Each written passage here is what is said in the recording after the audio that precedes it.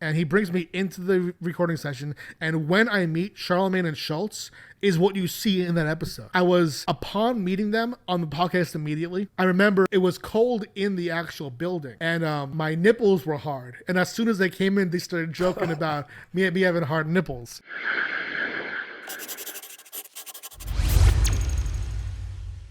Well, let's talk, if we can, let's talk about Brilliant Idiots, because I have to. I think I remember seeing you post about it. Yeah.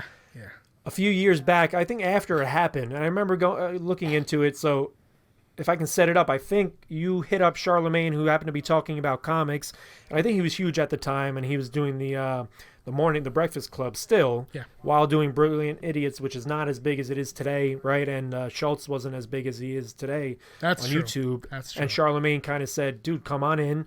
The way it happened was, I was talking to Charlamagne through Twitter DM, and he said, "Come down to the radio station." So, dude, that night I hadn't slept yet. My shit is that sometimes, and right now, I have this weird sleep schedule because of work. Sometimes I'll end up being someone who goes to sleep at maybe like 9 a.m. sometimes. And so Charlamagne told me to come down to the radio station at like 5:30.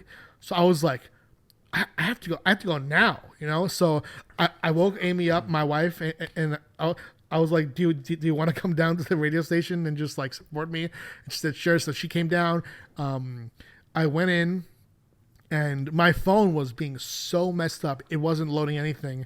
And I was trying to prove to the security at the radio station. Oh, no. I was like, dude, I'm here to see Charlamagne, you know? And my understanding was that it was going to be a meeting. Like, he didn't say anything but come down to the radio station. And then I DM'd him back, I'm here. And he took a while, and then he said, okay, got you. And then who he sent down was Chris Morrow, who runs that podcast network. And he brought me up, and I thought he was going to bring me into like this waiting room. But instead, he brings me in, and he brings me into the recording session. And when I meet Charlamagne and Schulz is what you see in that episode. I walked in, right? I just walked in, and that's when I first met him. I was upon meeting them on the podcast immediately. And I remember it was cold outside. No, it was cold in the actual building.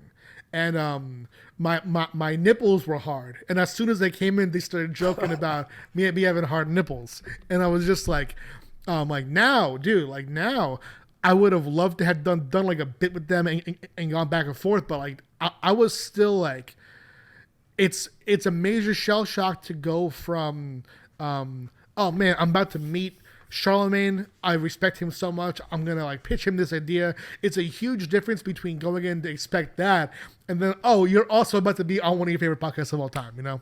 Yeah. And now we're live. Come on in. Yeah. What's up? And it was like, fun. What? Yeah. Oh shit. Yeah, it was fun. Like I did keep, to me, what was the right level of respect in that I chimed in here and there. You know, I talked about my upcoming wedding. I talked about some Marvel stuff, but it was still Pete's episode, you know? So I did kind of like hang back and let Pete do most of the talking there, because it was Pete's episode and my time to wait for the meeting that would happen afterwards, you know?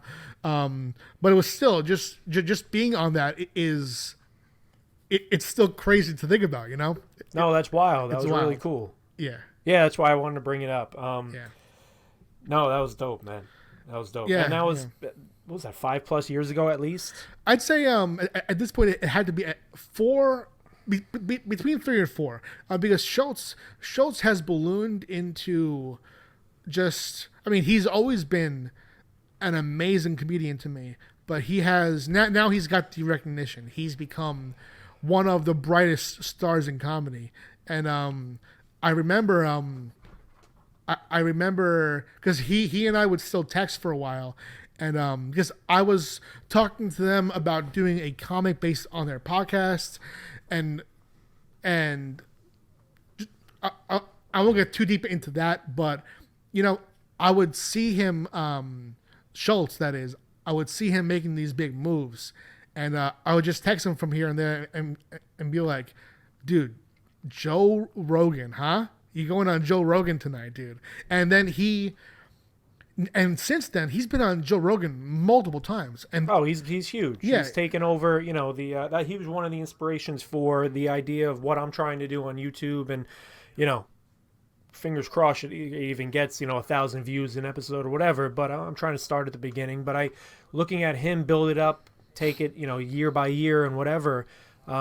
Huge inspiration. yeah, he's a real G, and also he's He's a hustler. He's a in the good sense of doing the work and hustling, and he's also a very nice guy. He's very respectful. He after that podcast, because he didn't know that I was coming in. When I came in, he was like, what's going on? But he was throughout the entire podcast and meeting. He was fun, gracious, nice, excited about work.